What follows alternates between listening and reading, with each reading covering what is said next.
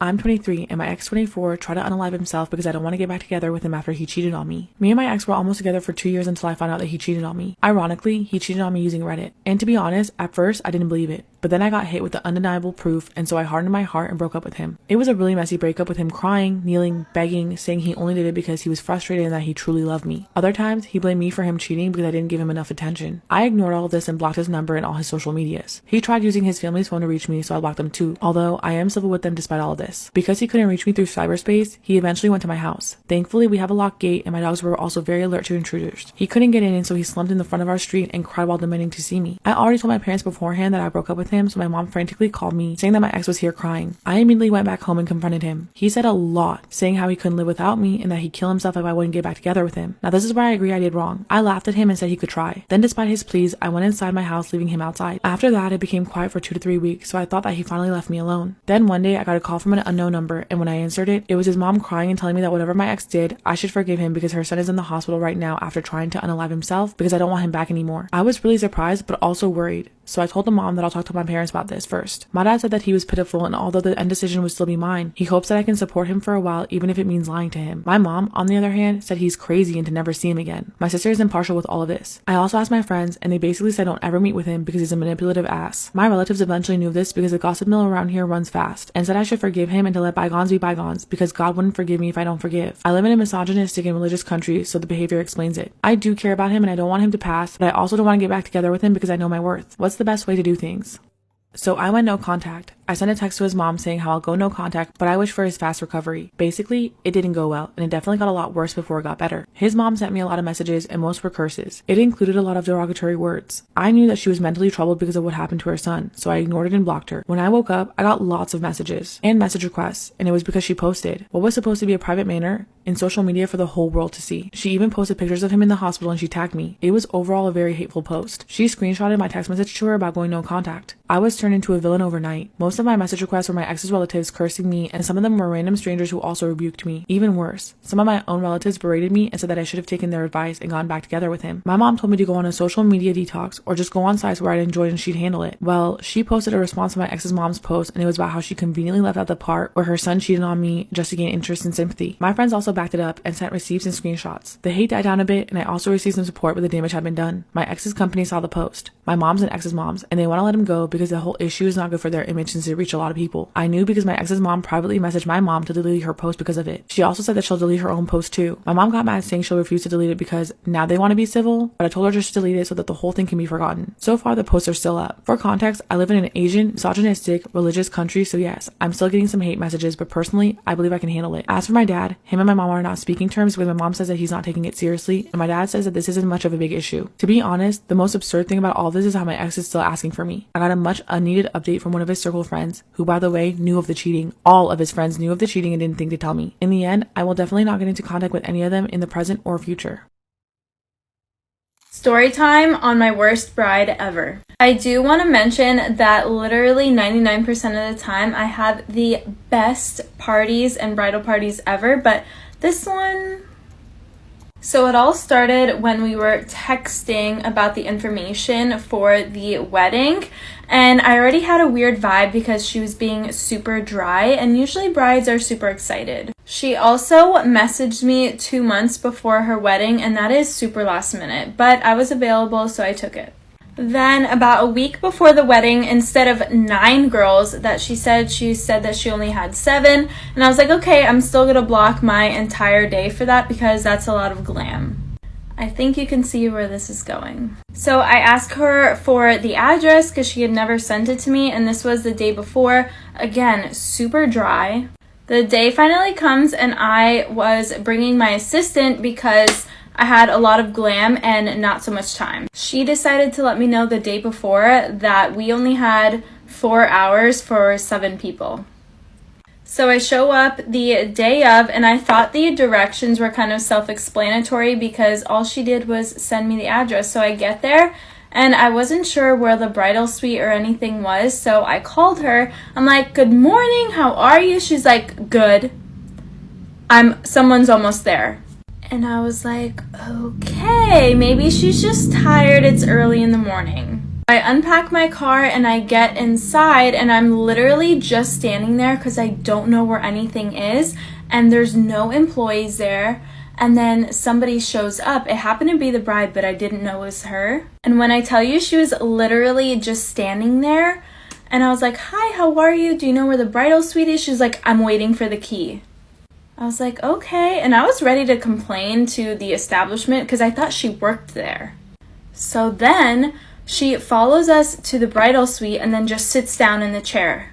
When I tell you, the room was silent. You could hear a pin drop. And I was like, okay.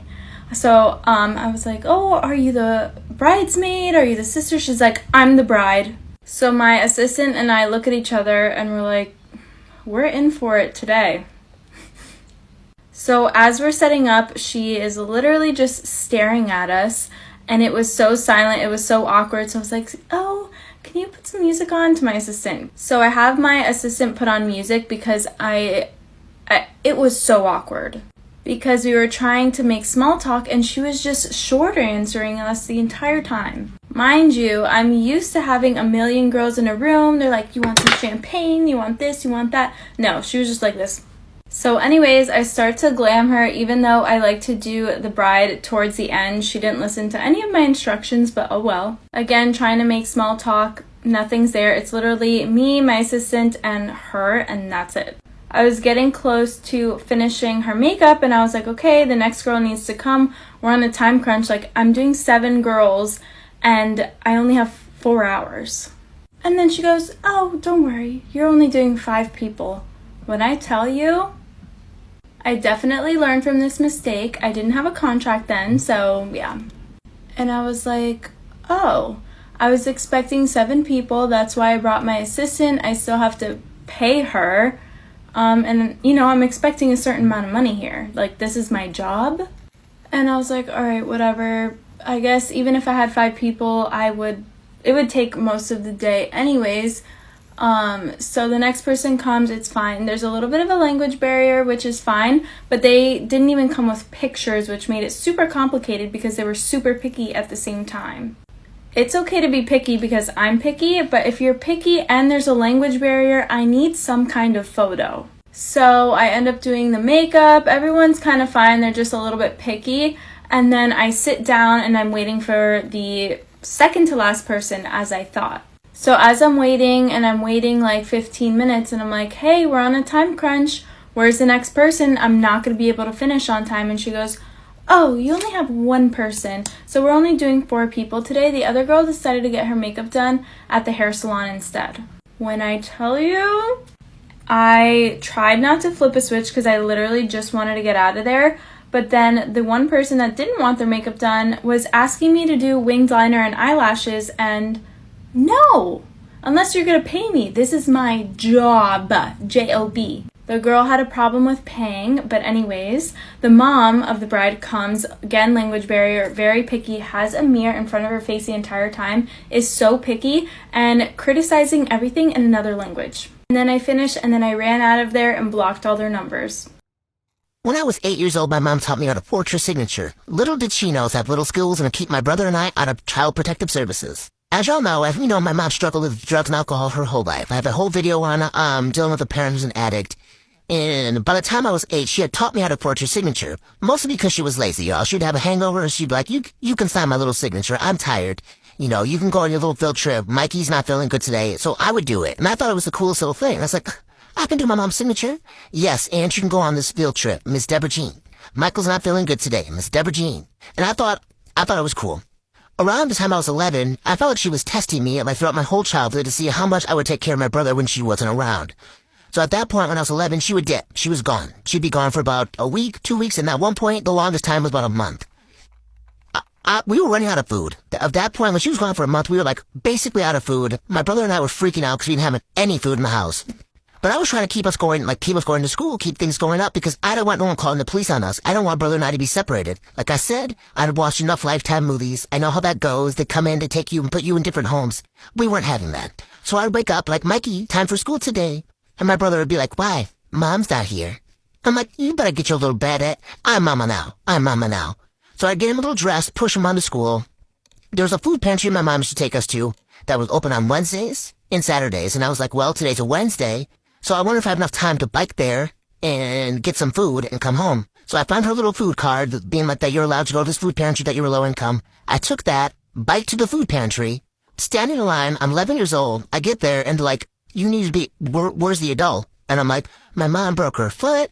And they're like, I was like, I prompt like she broke her foot. She can't be here. I need to do this. She told me to come. I made a little note with her signature on it being like, let me in. They let me in one time. The second time I tried to do it on a Saturday, they weren't having it. They were like, no, we need your mom here. I walked to the back of the building and there's some kids in line. There's like teenagers and some adults. And I'm like, what's going on back here? There's a back entrance. And it was for people who are doing community service. And I was like, oh, well, sign me up. Call me Johnny Appleseed Smith. Like, I broke a window. I need to put some food away. So I spent like 2 hours stocking food at 11 years old, and then they let you leave with like a bag or a box. I took a bag, put it in my backpack, and I biked home. Same thing happened, and a couple weeks later, I did it again on Wednesday. I forced my mom's signature. I'd go to school with a little note being like, sorry, Andrew was 2 hours late for school on Wednesday. He wasn't feeling well. Here you go, Miss Tardy person. You ain't gonna catch me. Catch me if you can. So I'm in school. I come home. This has gone on for like on and off for months. My mom comes home finally. She comes home and I'm having her to be proud that I did everything. And I'm like, yeah, I did everything. Her attitude, I'm like, aren't you glad that your kids are not protective services? Mom was mostly mad because I embarrassed her in front of her friend.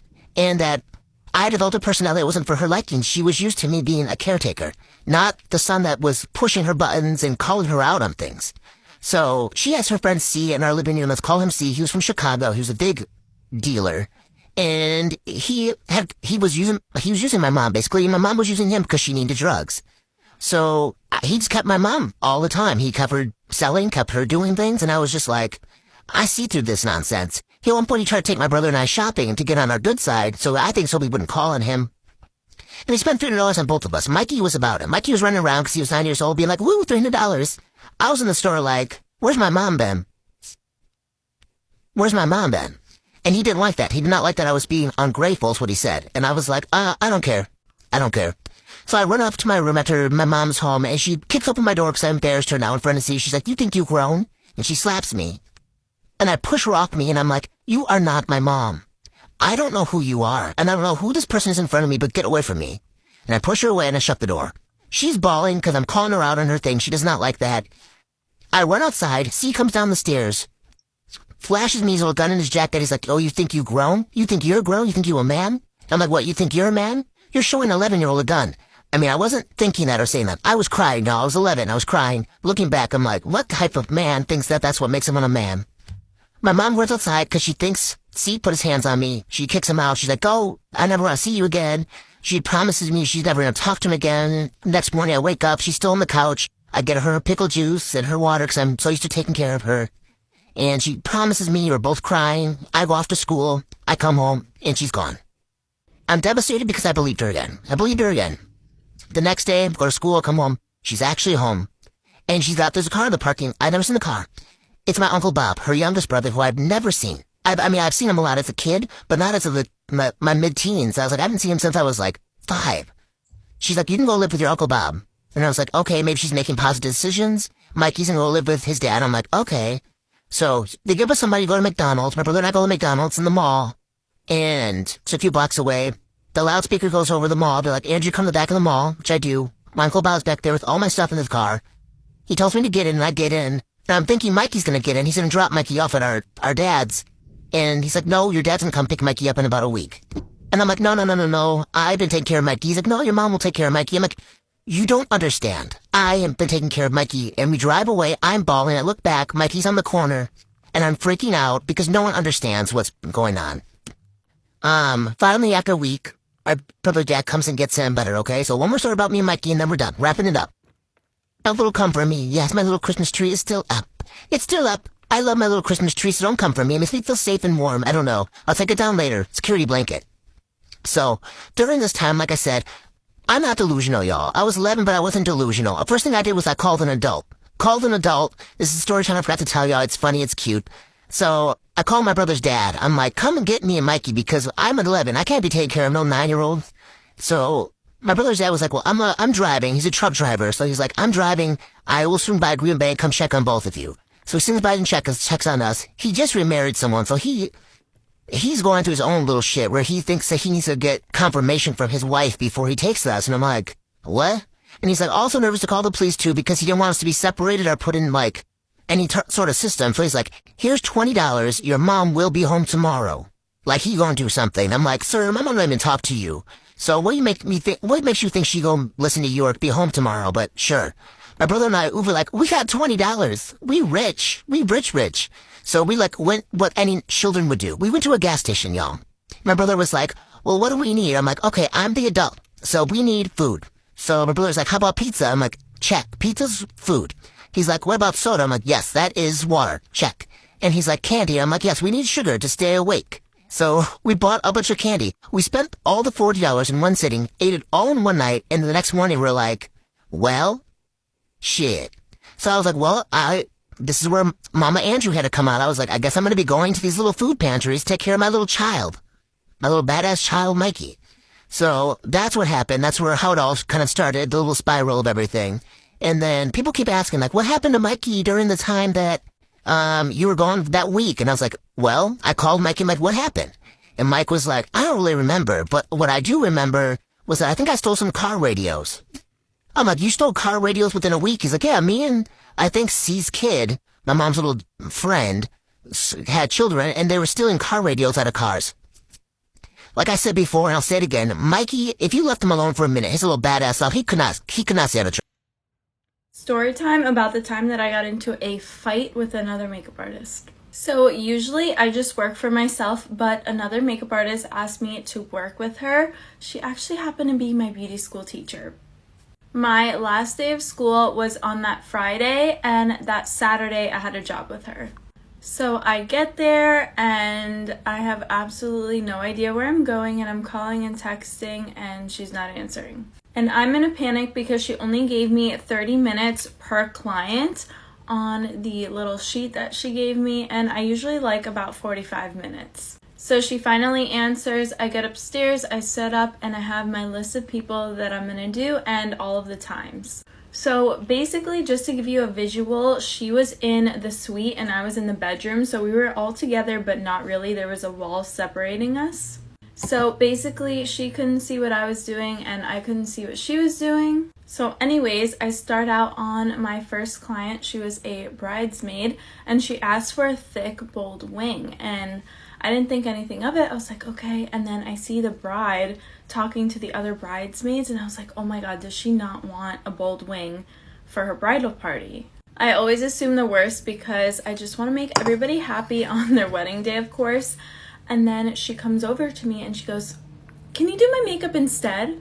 When I tell you, I wanted to melt and die right in that second. Now, a little backstory. If you're working for someone, you never do like the important people, like the bride and the mother of the bride and things like that. That is the main makeup artist's job. So that is like a big deal if you're not in the industry and you don't know that. So I literally froze and I was like, oh. So I politely say, okay, well, this isn't my job. I actually am working under so-and-so today. And she gave me a list of people, so I cannot. And she goes, why not? I go, well, typically, like, that's, I'm working. This is not my job. I'm not the ruler. That she's like, let me just talk to her. I was like, oh my God. Mind you, I'm on a time crunch. So for me to even go talk to her right now is like super stressful. And that's the last thing I want to do.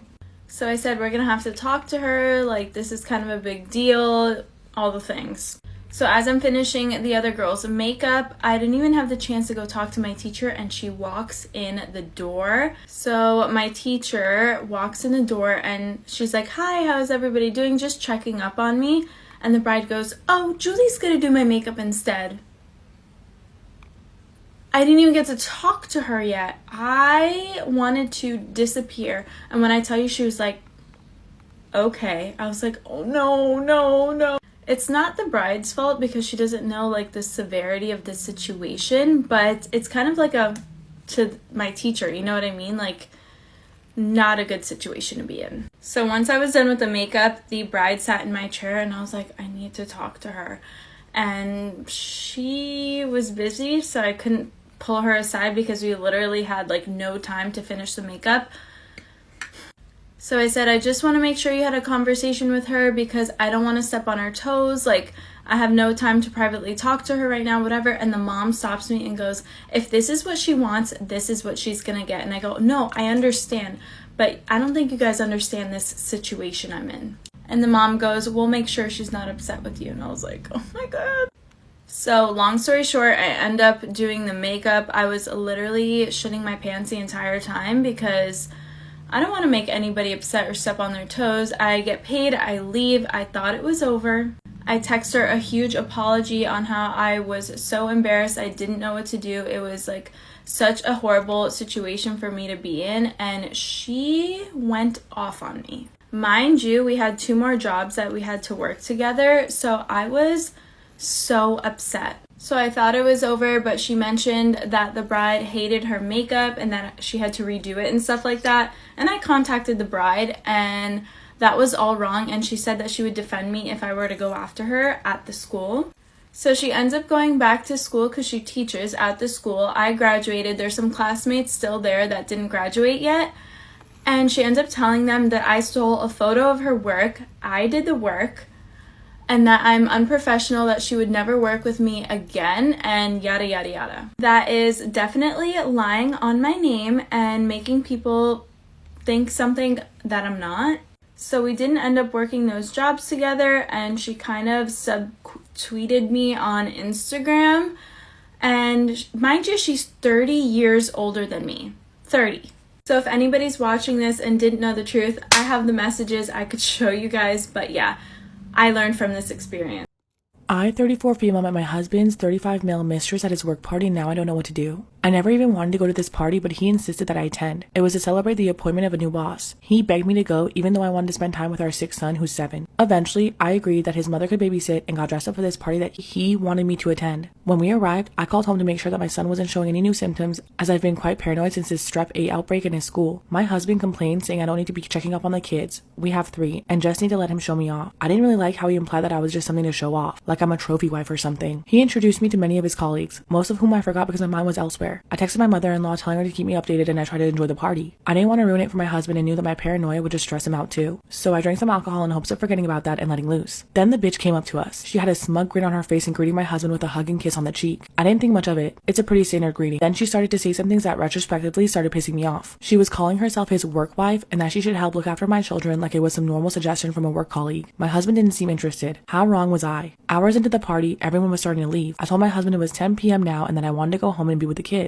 He complained to me saying that he would rather stay for longer as they were going to some bar now. I told him that I didn't care. I'm going home. He let me go, saying not to wait up for him. I was getting annoyed with his dismissive behavior towards our sick child. Surely he should be just as concerned. I'm out of the building, but I realized I left my phone in the building, so I go back up to retrieve it. That's when I saw them both huddled in the corner, snogging like school children. I just grabbed my phone, took a picture for proof, and went home to be with my kids. I didn't even sleep in our bedroom. I slept in my son's room because I didn't want to see my husband when I woke up. The next day, today, he asked me if I was okay because I was acting off. I couldn't help myself and just asked him how long he had been cheating on me with her. He denied it first, telling me that he only had eyes for me, blah blah blah. But when I showed him the picture, he admitted they had been sleeping together for 3 months now. He was putting aside the fact that his son was ill because of some other woman. I felt sick to my fucking stomach, and he wanted to parade me around like a show pony just to publicly kiss her?